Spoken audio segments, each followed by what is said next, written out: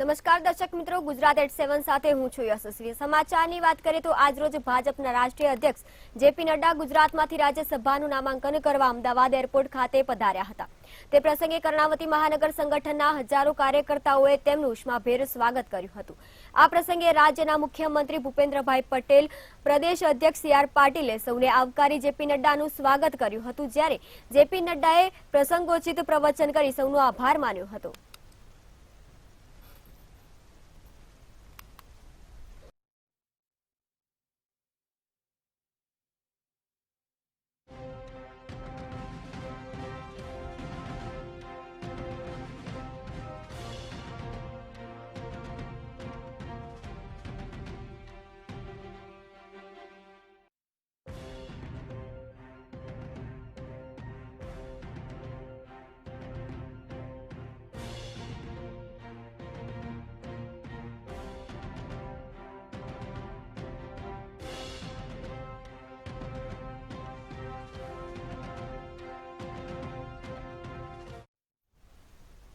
વડાપ્રધાન નરેન્દ્ર મોદી 22મી ફેબ્રુઆરીએ ગુજરાત આવવાના છે, ત્યારે તેઓ નવસારી જિલ્લાના વાસી બોરસી ખાતે સાકાર થનારા પીએમ મિત્રા પાર્કનું ખાતમુહૂર્ત કરશે, જેને લઈને નવસારી જિલ્લા વહીવટીતંત્ર દ્વારા તડામાર તૈયારીઓ શરૂ કરી છે। વડાપ્રધાનના હસ્તે અંદાજિત 15,000 કરોડના કામોનું ખાતમુહૂર્ત અને લોકાર્પણ કરવામાં આવશે।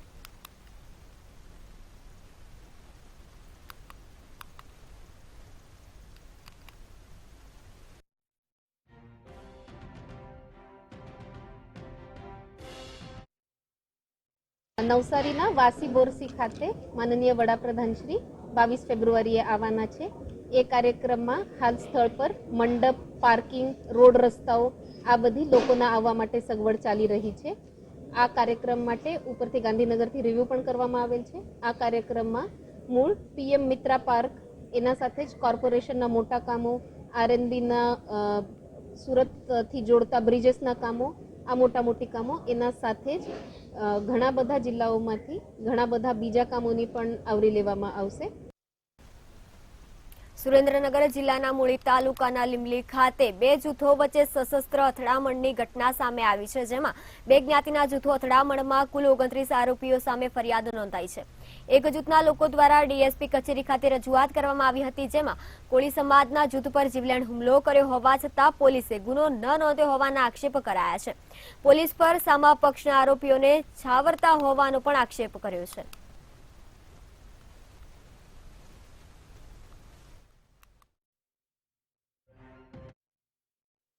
અમે જ્યારે મૂળી ફરિયાદ કરવા ગયા ત્યારે પોલીસ વાળાએ અમને ધમકી મારી અને કાઢી મૂક્યા, અને અમે પોલીસ વાળાની મોટર લઈને હારે આવ્યા અને અહીંયા આવ્યા તો અમારા ભાઈઓ ઉપર બધા ઉપર હુમલો કરી નાખ્યો, બૈરા છોકરા ઉપર।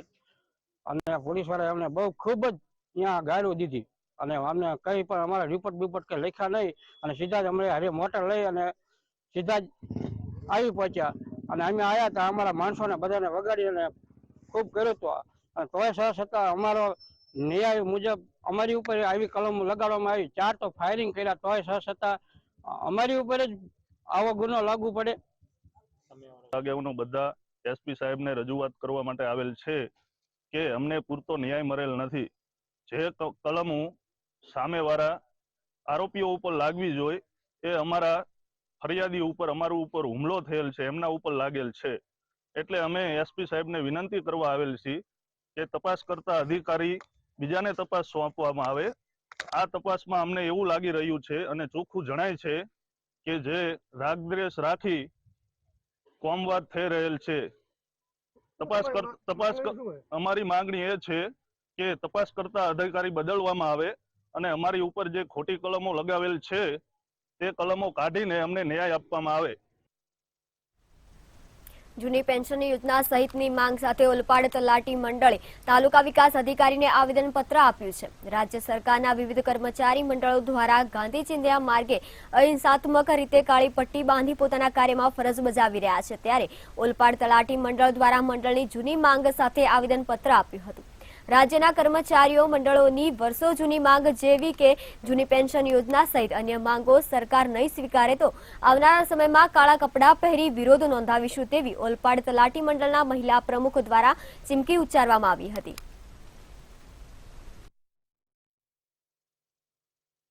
ઘણા વખતથી અમારું કર્મચારી મંડળ જે છે તે ગુજરાત રાજ્યમાં જૂની પેન્શન યોજનાની માંગ કરતું હતું અને એ બાબતે ઉપલી કક્ષાએ મંત્રીઓ સાથે પણ ચર્ચા વિચારણાઓ થઈ હતી, પણ આજ દિન સુધી અમારા કર્મચારી મંડળનો આજ સુધી આ ઉકેલ ન આવતા અમારા ગુજરાત રાજ્ય કર્મચારી મંડળ દ્વારા આંદોલનના જે કાર્યક્રમો નક્કી થયા છે તે અંતર્ગત ગઈકાલે 14 તારીખે અમારે કાળી પટ્ટી ધારણ કરી હતી અમે દરેક કર્મચારી મિત્રોએ, તથા આજે 15 તારીખે કાળી પટ્ટી ધારણ કરીને અમારે તાલુકા પંચાયત કચેરીના વડા એટલે કે અમારા તાલુકા વિકાસ અધિકારી સાહેબને અમે આ બાબતે આવેદન પત્ર આપ્યું છે.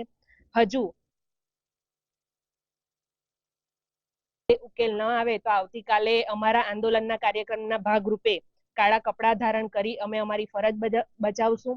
તલાટી મંડળ દ્વારા જે કર્મચારીઓને જૂના, ખાસ કરીને જૂની પેન્શન યોજના અને ફિક્સ પગાર અને જે નવી જ્ઞાન સહાયક જે કરાર આધારિત સરકારે પદ્ધતિ દાખલ કરી છે તેના મૂળ પ્રશ્ન નિવારણ માટે આજે આવેદન આપવામાં આવ્યું છે. જામનગર જિલ્લા પંચાયત ખાતે જનરલ બોર્ડની મીટિંગ મળી હતી, જેમાં ₹678.66 લાખનું 2023-24નું સુધારેલું બજેટ અને અંદાજપત્ર જામનગર જિલ્લા પંચાયતની બેઠકમાં પ્રમુખ મેબેન ગરસરે રજૂ કર્યું હતું, જ્યારે 1040.51 લાખનો ખર્ચ દર્શાવાયો હતો. જિલ્લા પંચાયતના પૂર્વ પ્રમુખ સહિતના ભાજપના 6 સભ્યો અને વિપક્ષના 1 સભ્ય ગેરહાજર રહેતા મીટિંગ રહેતા થોડો સમય મોડી શરૂ થઈ હતી. વિપક્ષી સભ્યોએ અમોને વહેલું બજેટ મળતું નથી તેવી ફરિયાદ કરી હતી. વર્ષ 23-24નું સુધારેલ અને વર્ષ 24-25નું અંદાજપત્ર રજૂ કરવામાં આવ્યું, જેમાં મુખ્યત્વે શિક્ષણ, રસ્તા અને આરોગ્ય જેવી મુખ્ય સુવિધાઓ વિશે બજેટમાં સારી એવી જોગવાઈઓ કરવામાં આવેલ છે અને આ જોગવાઈ મુજબ લગભગ ગ્રામ્ય વિસ્તારમાં બધે સુખાકારી માટે બધા દરેક કામ થઈ જાય અને બધાને સંતોષ મળે પબ્લિકને, એવી રીતે આખું આયોજન કરી અને આ વર્ષનું બજેટ મૂકવામાં આવેલ છે.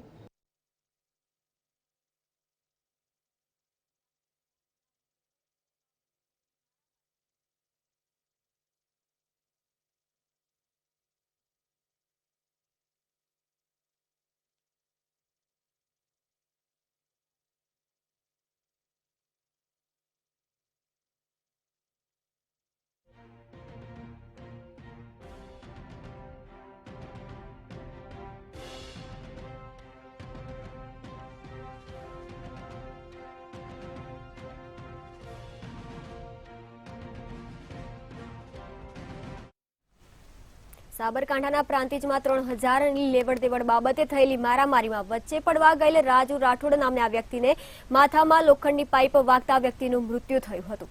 વ્યક્તિની હત્યા થતા સમગ્ર શહેરમાં ભારે અચંબાની સ્થિતિ સર્જાઈ છે. આ ઘટનાની સંપૂર્ણ વિગત જાણીએ આ અહેવાલમાં.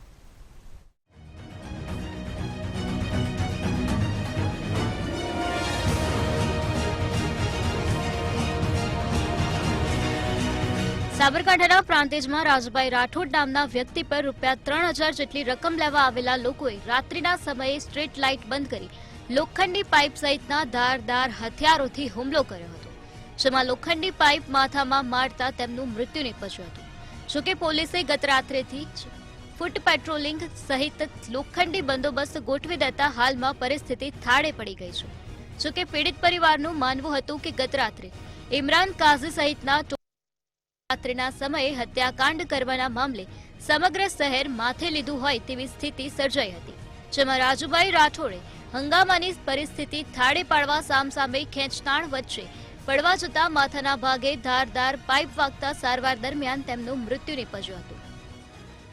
અમારા મોટા માળના એકદમથી બધા 200-250 માણસનું જોલું ગોચ્ચેનું આવ્યું અને અમારા ભાઈના ઘરમાંથી કાઢીને એને માર્યો અને પેલા ભાઈને ખેંચીને એને પથ્થરમારો કરીને અને ભાઈને મારી નાખ્યા અને લાઇટો બી તોડી નાખી. અમારા મેલાના તો કોઈ માણસો હતા જ નહીં, કેમ કે અમારા વરસગોળ કારકામાની થાય છે એટલે બધા ઉઘરાણું કરવા છોકરાઓને બધા જતા. અહીં મેલામાં મારું માણસ કોઈ હતું નહીં અને એ લોકો ડાયરેક્ટ આવીને જ હથિયારોને બધું લઈને જ આવેલા હતા અને એ લોકોએ આવી રીતનો હુમલો કર્યો અને અમારા માણસને મારી નાખ્યો. હિન્દુ યુવાનની હત્યા કરવામાં આવી છે. આ યુવાનની હત્યા એક પ્રી પ્લાનિંગ, એક આયોજન મુજબ કરવામાં આવી છે. આ ગુનેગારો વારંવાર આ પ્રકારના હુમલા કરતા જ હોય છે પ્રાંતિજમાં એકલ દોકલ માણસને જોઈને, અને એમને બહુ ભયંકર હુમલો કરી રાજુભાઈ રાઠોડની હત્યા કરી છે, નિર્મમ હત્યા કરવામાં આવી છે. આ હત્યારાને સખતમાં સખત સજા થવી જોઈએ. મારી સરકારને નમ્ર વિનંતી છે. 100 થી 150 જણ પ્લાનિંગ મુજબ સ્ટ્રીટ લાઇટો ફોડી, જેથી અમને એવો ભય હતો કોઈ એમનો વિડીયો ના ઉતારી લે અને ઘટના સ્થળે પથ્થરમારો કરી. પૈસાની લેતી દેતી બાબતે ઝઘડો થયો હતો, જેમાં બંને સમાજ તરફથી લોકો એમની અને માથાકૂટ થઈ હતી, જેમાં ઈજાગ્રસ્ત પામનાર રાજુભાઈ ભોઈ, જેને સારવાર અર્થે સિવિલ હોસ્પિટલમાં ખસેડાયા હતા અને ત્યાં તેમનું મૃત્યુ થયું હતું. આ બાબતે પ્રાંતિજ પોલીસ સ્ટેશન ખાતે ગુનો દાખલ કરી અને આરોપીને પકડવાની કામગીરી ચાલુમાં છે અને સમગ્ર વિસ્તારોમાં ચુસ્ત બંદોબસ્ત લગાડી દેવામાં આવ્યો છે. જો કે એક તરફ જિલ્લા પોલીસની મોટાભાગની તમામ ટીમો સમગ્ર પ્રાંતિજ શહેરમાં ગોઠવી દેવાઈ છે. આ મામલામાં ઇમરાન કાઝી નામના યુવકે ₹3,000ની લેવડ દેવડમાં ભારે હંગામો સર્જ્યો હતો, જેમાં રાજુભાઈ રાઠોડ વચ્ચે પડવા જતા તેમના માથામાં લોખંડની પાઇપ વાગતા તેમનું મૃત્યુ થયું હતું.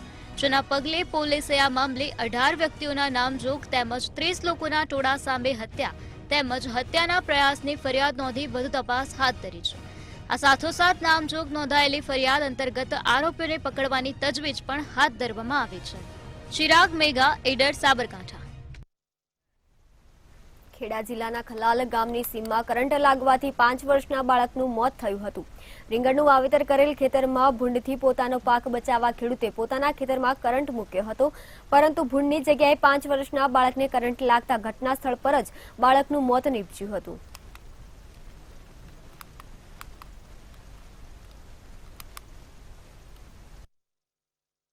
આ બાબતે એમજીવીસીએલના અધિકારીનો અભિપ્રાય લેવામાં આવેલ. તેમના દ્વારા માહિતી અમને રિપોર્ટ મળેલ કે એના વાયરના જે અર્થિંગનો વાયર હતો એની સાથે ઉપરથી વાયર ટચ થયેલો હતો અને નીચે વાયરના વાયર સાથે એને જોડાણ કરેલું હતું, જેથી ખેતરના માલિક બુધાજી સબુરજી ઝાલા જે પોતાના ખેતરમાં જે રીંગણ વાવેલ હતા એના સંરક્ષણ માટે જે વાયરના તારમાં કરંટ લગાવેલ અને ગુનો કરેલ અને તેના કારણે વ્યક્તિ મરણ ગયેલ છે. એ બાબતે 304 મુજબ ગુનો દાખલ કરી અને કાર્યવાહી કરવામાં આવેલ છે અને આરોપીને અટક કરી લેવામાં આવેલ છે. સુરતમાં લોકલ વોકલ બિઝનેસ ગ્રુપ દ્વારા 17 અને 18 ફેબ્રુઆરીના રોજ બિગોસ પ્રેઝન્ટ એક્સપો કાર્નિવાલ 2024નું આયોજન કરવામાં આવ્યું છે. આ બિઝનેસ એક્સપોમાં jewellery, automobile, travelling, solar, printing, IT જેવી કેટેગરીના બિઝનેસના કુલ મળીને 155 જેટલા સ્ટોલ હશે. તેમજ 17 અને 18 ફેબ્રુઆરી 2024ના રોજ યોજાનારા આ 2 દિવસીય ભવ્ય એક્સપોમાં આશરે 1 લાખ કરતાં પણ વધારે લોકો વિઝિટ કરશે, જેમાં 1000 કરતાં પણ વધારે member local vocal business group સાથે જોડાયેલા છે. જેમાં ભારત સરકારના મંત્રી મનસુખ માંડવિયા આ એક્સપોનું વર્ચ્યુઅલ ઉદ્ઘાટન કરશે.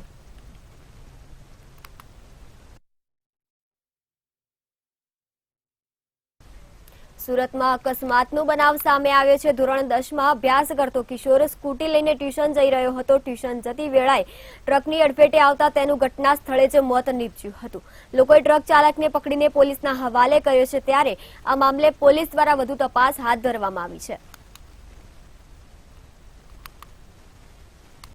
मेरा लड़का शमसुल कमर ट्यूशन के लिए जा रहा था, घर से 7:30 बजे निकला. मैं सोया रह गया, इसके लिए उनको छोड़ नहीं पाया, तो वो आज खुद से चाबी लेके बगैर कहे हुए निकल गया और उसका एक्सीडेंट हो गया. अपने संगम से निकला और तैयबा मस्जिद के पीछे वाला रास्ता है, वहाँ पे एक ट्रक वाले ने उनको दबा दिया. तो उनको अब जो है कहना ये है कि देखिए तपास करिए और उनको जो है जो दोषी है उनको सजा मिले. સુરતના વરાછા વિસ્તારમાં એક ફ્લેશ ટાયરની ગંભીર ઘટના સામે આવી હતી. ઘરમાં ગેસ સિલિન્ડરમાં રેગ્યુલર ચેન્જ કરતી વખતે સિલિન્ડર લીકેજ નીકળ્યો હતો. રસોડાની બાજુમાં આવેલા મંદિર ખાતે પૂજાપાઠ કરી રહ્યા હતા ત્યારે દીવાની આગ પકડી લીધી હતી, જેમાં માતા, પુત્ર અને પુત્રવધુ 3 દાઝી ગયા હતા. માતાનું સારવાર દરમિયાન મોત નીપજ્યું હતું, જેથી પરિવારમાં શોકનો માહોલ છવાઈ ગયો હતો.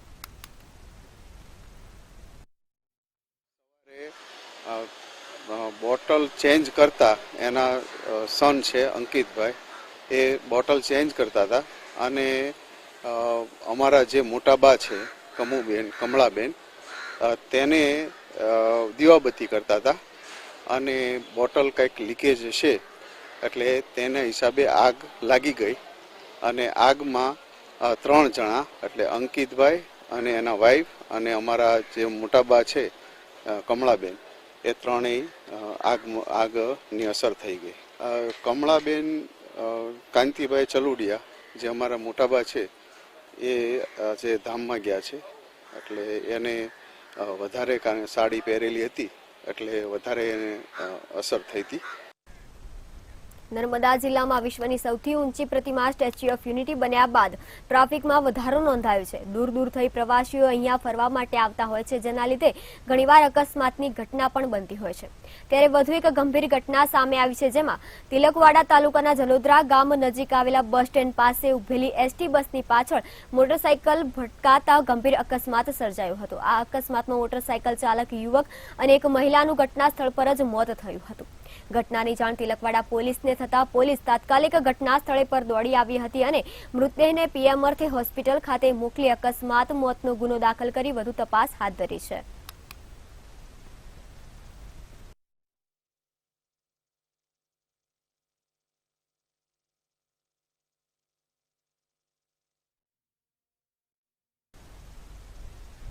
બનાસકાંઠાના દિયોદરમાં બીજા દિવસે પણ પ્રાથમિક શાળાના શિક્ષકોએ વિવિધ જૂની પડતર પ્રશ્નોની માંગો સાથે કાળી પટ્ટી ધારણ કરી મેદાને આવ્યા છે.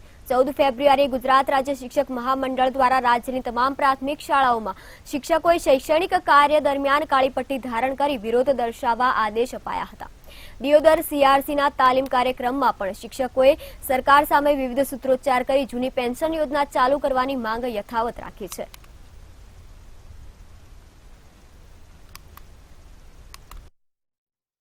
અને એના માટે અમારી જે જૂની પેન્શન યોજના હતી, જે અમારા વૃદ્ધનો જે રોટલો હતો, એ સરકારે છીનવી લીધો છે અને એને પ્રાપ્ત કરવા માટે અમે આજે કાળી પટ્ટી ધારણ કરી છે અને સરકારનો વિરોધ કરીએ છીએ કે અમારી માંગે પૂરી કરીએ. અને અમારી માંગે પૂરી નહીં થાય તો આવનારા ભવિષ્યમાં અમે આગળ બીજું આંદોલન, જ્વલંત આંદોલન કરીશું અને અમારી માંગે નહીં થાય ત્યાં સુધી અમે આ રસ્તા ઉપર અડગ રહીશું.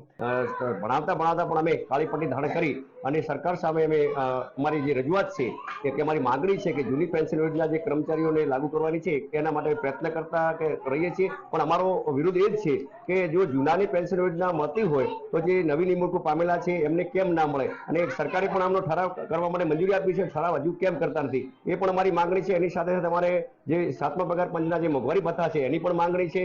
અને અમારા બીજા જે પડતર પ્રશ્નો હતો એમાં રાજ્ય સરકાર દ્વારા સૈદ્ધાંતિક અમારે સમજૂતી થઈ હતી, પણ એ પછી રાજ્ય સરકાર દ્વારા આ માંગણીને ભૂલી જવામાં આવી છે અને સદંતર ત્યાર પાછી આજ સુધી એ માંગણી સંદર્ભે અમારું કોઈ પણ પ્રકારનો અમને જાણ કરેલી નથી. એટલે અમે ફરીથી અમારી મુખ્ય જે માંગણી હતી જૂની પેન્શન યોજના. રાજ્યભરના પ્રાથમિક શિક્ષક સંઘ દ્વારા જે પ્રકારે વાત કરવામાં તો જૂની પેન્શન યોજનાને લઈને એ અડગ બન્યા છે. જે પ્રકારે વાત કરવામાં તો સંયુક્ત કર્મચારી મંડળ અને ગુજરાત પ્રાથમિક શિક્ષક સંઘના તમામ જિલ્લાઓના જે પ્રાથમિક શિક્ષકો છે પોતાની જૂની પેન્શન યોજનાને ચાલુ રાખવા માટે સરકાર જોડે અનેક રજૂઆતો કરી છે, છતાં પણ હજુ સુધી એમની માંગ સ્વીકારવામાં આવી નથી. ત્યારે જે પ્રકારે એમના મહામંડળ દ્વારા આજે આદેશ કરતા બનાસકાંઠા જિલ્લાના દિયોદરના શિક્ષકો પણ કાળી પટ્ટી ધારણ કરી અને 2 દિવસથી સતત પોતાનો વિરોધ દર્શાવી રહ્યા છે. જે પ્રકારે અહીં જોઈએ તો અહીંયા શિક્ષક સંઘના જે પ્રકારે અહીંયા હોદ્દેદારો પણ જોડાયા છે. વાત કરવામાં આવે તો પોતાની માંગ છે કે ક્યાંક ને ક્યાંક આ શિક્ષકોને પોતાની જૂની પેન્શન યોજના ચાલુ રાખવામાં આવે તો જ આ જે વિરોધ છે એ શાંત પડે છે. ત્યારે ગઈકાલે પણ પોતે પોતાનો વિરોધ દર્શાવ્યો છે કાળી પટ્ટી ધારણ કરીને, આજે પણ પોતાનો અનોખો વિરોધ પણ યથાવત રાખ્યો છે. ત્યારે ચોક્કસથી જે પ્રકારે વાત કરવામાં તો દિયોદર સહિતના બનાસકાંઠા જિલ્લાના અંદર પ્રાથમિક શિક્ષક સંઘોના જે હોદ્દેદારો સહિતના કર્મચારીઓ આજે પોતાનો વિરોધ યથાવત રાખ્યો છે. કિશોર નાયક, મંતવ્ય ન્યૂઝ, દિયોદર, બનાસકાંઠા. સુરત જિલ્લા સહિત ઓલપાડ તાલુકામાં મુખ્યત્વે શેરડી પછીનો પાક જો ખેડૂતો લેતા હોય તો તે ડાંગર છે. ધરું તૈયાર થઈ જતા ખેડૂતોએ ધરુની ફેર વાવણી શરૂ કરી દીધી છે, તો કેટલાક ખેડૂતો ડાંગર રોપણી પણ કરી દીધી છે. જેમ ડાંગરનું ધરું અને ધાવલ ખેતરમાં તૈયાર થાય તેમ ખેડૂતો ડાંગરની વાવણી કરી રહ્યા છે. ઓલપાડ તાલુકામાં ઉકાઈ જળાશયને લઈ અને બારમાસી કેનાલ દ્વારા પિયતની સગવડ થઈ હોવાથી અન્ય ઋતુ કરતા ઉનાળુ ઋતુમાં ઉત્પાદન વધારે આવવાથી ઉનાળુ ડાંગરની ખેતી લોકપ્રિય બની છે. જેના ભાગરૂપે હાલ ઓલપાડ સહિત સુરત જિલ્લાના વિવિધ તાલુકા પંથકમાં ડાંગરની વાવણી પૂરજોશમાં ચાલી રહી છે. જેમાં સુરત જિલ્લો અને નવસારીમાં લગભગ 80,000 એકરથી પણ વધારેનું વાવેતર થવાની સંભાવના છે. સમગ્ર દક્ષિણ ગુજરાતમાં ખાસ કરીને નવસારી જલાલપોરથી લઈને અજીરાથી ઓલપાડના અને ખાસ કરીને હાંસોદના કાંઠા વિસ્તારમાં જે ક્ષારીય જમીન છે એમાં ઉનાળુ ડાંગરની વિપુલ પ્રમાણમાં ખેતી થાય છે. સાથે સાથે બારડોલી અને ખાસ કરીને વ્યારા સુધી જેને માંડવી સુધી જ્યાં નહેરના પાણીની વ્યવસ્થા છે ત્યાં સવિશેષ ઉનાળુ ડાંગરનું રોપણની સિઝન ચાલુ થઈ ગઈ છે. ખાસ કરીને ઉનાળુ ડાંગરની વાત કરીએ તો હાલમાં લગભગ સુરત જિલ્લો અને નવસારીમાં લગભગ 80,000 એકરથી પણ વધારેનું વાવેતર થવાની સંભાવના છે. અને ખાસ કરીને ઉનાળુ જે ડાંગર છે એ ઉત્પાદન પણ ખેડૂતોને સારું થતું હોય છે. સ્વાભાવિક છે ખેડૂતો એ તરફનું આકર્ષણ છે. ઉનાળુ ડાંગરની વાવણી અગાઉ ડાંગરનું ધરુની વાવણી કર્યા બાદ ધરુ વાવણી લાયક થયા બાદ ખેતરને વાવણી લાયક બનાવી અને કેનાલ તેમજ ખાડીમાંથી ખેતરમાં પાણી ભરી બળદ અને ટ્રેક્ટર દ્વારા ભાવલની પ્રક્રિયા કરી અને સાફ સફાઈ કરી તૈયાર કરેલ ડાંગરના ધરુની વાવણી કરવામાં આવે છે. ત્યારે 2000 થી 3000 હેક્ટર જમીનમાં ડાંગરનું વાવેતર 7 થી 8000 હેક્ટરથી પણ વધુ વાવેતર થાય છે. ખેડૂતોને ડાંગરમાં સારું એવું ઉત્પાદન મળે છે અને યોગ્ય માવજતને લઈ રોગ જીવાતનો ઉપદ્રવ ઓછો જોવા મળે છે. દક્ષિણ ગુજરાતની અંદર સરેરાશ વાવેતર ડાંગર અને શેરડી પાકનું થતું હોય છે. એની અંદર સુરત જિલ્લાની અંદર ઓલપાડ તાલુકાની અંદર આજ રોજ 2000 થી 3000 હેક્ટર જમીનમાં ડાંગરનું વાવેતર ચાલુ થઈ ગયેલું છે અને સરેરાશ વાર્ષિક ડાંગરનું વાવેતર 7 થી 8000 અને 10,000 આસપાસ વાવેતર હેક્ટરમાં થાય છે. દક્ષિણ ગુજરાતમાં નવસારી જલાલપુરથી લઈ હજીરા ઓલપાડ હાસોટ બારડોલી વ્યારા સુધીના વિસ્તારોમાં ખેડૂતો જમીનમાં ઉનાળુ ડાંગરની ખેતી કરતા હોય છે. ત્યારે નહેરના પાણીને કારણે હાલમાં ખેડૂતો ડાંગરની રોપણીમાં જોતરાઈ ચૂક્યા છે. ત્યારે ખેડૂતો ડાંગરનો પાક સારો થાય અને પોષણક્ષમ ભાવ મળી રહે તેવી આશા પણ રાખી રહ્યા છે. વડોદરામાં બનેલ હરણી તળાવ બોટ દુર્ઘટના મામલે એસઆઈટીની ટીમ દ્વારા સમગ્ર ઘટનાનું રિકન્સ્ટ્રક્શન કરાયું હતું. તેમાં જાણવા મળ્યું કે બોટમાં ક્ષમતા કરતાં વધુ લોકોને બેસાડતા બોટ પલટી મારી ગઈ હતી. તેમજ મળતી માહિતી મુજબ પોલીસે ઘટનામાં સામેલ વધુ 3 આરોપીની ધરપકડ કરી છે. પકડાયેલ આરોપી વત્સલ શાહ કોટિયા પ્રોજેક્ટમાં 10% ભાગીદાર હતો, જ્યારે નૂતન શાહ અને વૈશાખી શાહ કોટિયા પ્રોજેક્ટ્સમાં 5% ભાગીદારી ધરાવતા હતા. બોટ ફરી એને જ્યારે ચલાવીએ અને જે જગ્યા પર એનું જે દુર્ઘટના બની હતી, જે જગ્યાએ ડૂબી ગઈ હતી, એ જગ્યા પર ફરી એને લઈ જવામાં આવેલી હતી. એટલું જ વજન એ રીતે જ બધું કરી અને એનો ટેસ્ટ કરવામાં આવેલો હતો.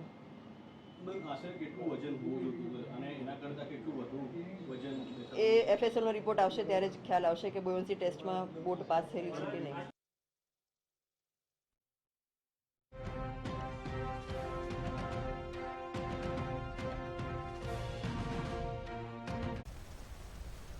જેતપુર નજીક નેશનલ હાઈવે પર પેડલા નજીક નવા બનાવેલા ઓવરબ્રિજ પાસે કાર અને બાઇક વચ્ચે અકસ્માત સર્જાયો હતો, જેમાં બાઇક ચાલક વૃદ્ધ રમેશભાઈ સેંજલિયા ગંભીર રીતે ઇજાગ્રસ્ત થતા સારવાર માટે જેતપુર સરકારી હોસ્પિટલ ખસેડવામાં આવ્યા હતા. જ્યારે તેમની હાલત ગંભીર હોવાથી તેમને વધુ સારવાર અર્થે જૂનાગઢ રિફર કરવામાં આવ્યા હતા. ત્યારે આ મામલે જેતપુર તાલુકા પોલીસે વધુ તપાસ હાથ ધરી છે.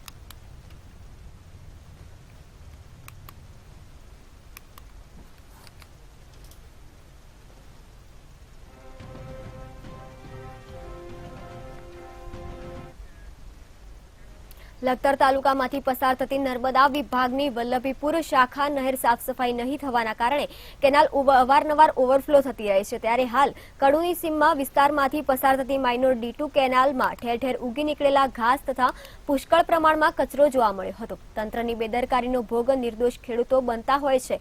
કેનાલમાં ઉગી નીકળેલા આવા ઘાસની તંત્ર દ્વારા યોગ્ય સાફ સફાઈ નહીં કરવાના કારણે કેનાલ ઓવરફ્લો થતી હોય છે. ખેડૂતોના ઉભા પાકમાં પાણી ફરી વળે છે, જેનો ભોગ નિર્દોષ ખેડૂતો બનતા હોય છે. ત્યારે હાલ કડુથી ઓળખ તરફ જતી માઇનોર D2 કેનાલની તંત્ર દ્વારા યોગ્ય સાફ સફાઈ કરાવવામાં આવે તેવી ખેડૂતો દ્વારા માંગ કરવામાં આવી છે.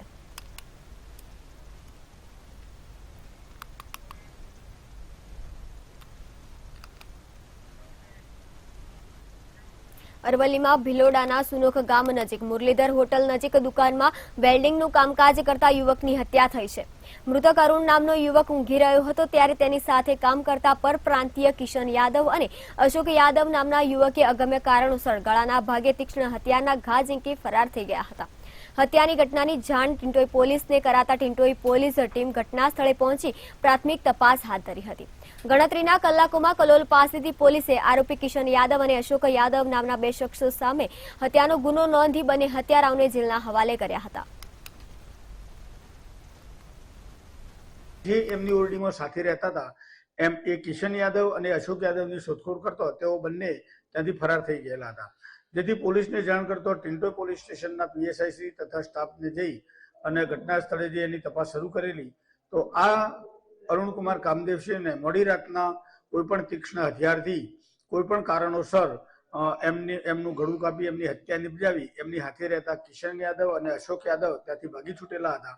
જેથી તાત્કાલિક પોલીસ અધિક્ષક સાહેબ શ્રીની સૂચના અનુસાર એલસીબીના અધિકારી માણસોથી એમની શોધખોળ કરતો એ કલોલ બાજુથી મળી આવેલા અને જેમને હસ્તગત કરેલ છે.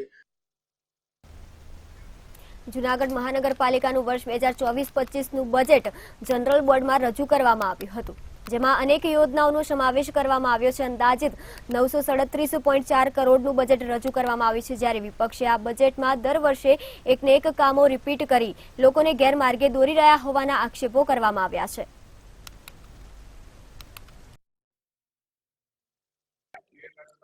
વિરોધ પક્ષને દેખાતું નથી. તમે જોઈ રહ્યા છો જૂનાગઢમાં આજે રોડ, રસ્તા, બગીચા, જે તળાવના કામ ચાલી રહ્યા છે, દરેક જગ્યાએ તમને નવા કામ જોવા મળશે જ.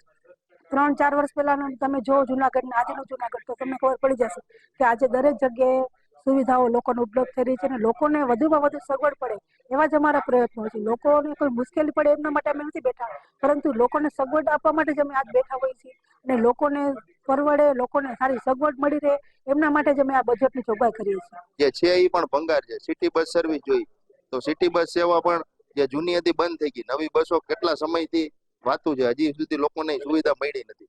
એક ને એક જોગવાઈમાં જોઈ શકીએ આપણે વિલિંગ્ટન ડેમ, રેલવે ઓવરબ્રિજ, પછી રમત ગમતના સાધનો, પછી બ્યુટિફિકેશન ના કામો, ભવનાથથી માંડીને અલગ અલગ સર્કલો, બાગ બગીચા, આવા ઘણા બધા, અને સિટી બસ થી માંડીને કેટલી 30-40 બસો નવી જે લેવાની છે અને ઘણા બધા એવા કામો છે કે જે બજેટમાં દર વખતે રિપીટ કરવા પર થતા નથી. આજે 10 વર્ષ થઈ ગયા પણ બજેટમાં અમને લેખિત જવાબ આપેલો છે કે આ કામો પ્રગતિમાં છે. એટલે આ કામો હજી સુધી લોકોના થયા નથી.